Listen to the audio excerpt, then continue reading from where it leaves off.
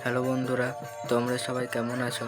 তো বন্ধুরা, আজ আমাদের দুলালী মা গ্রাম পরিদর্শনে বেরিয়েছে। আর কালকে আমাদের দুলালী মা আমাদের ছেড়ে চলে যাবে। ওই জন্য আমরা সবাই এখন মায়ের সাথে একটু আনন্দ করে নেব। আর আমার এই মাকে কারা কারা ভালোবাসো তারা একটু লাইক কমেন্ট করে আমাকে জানাও।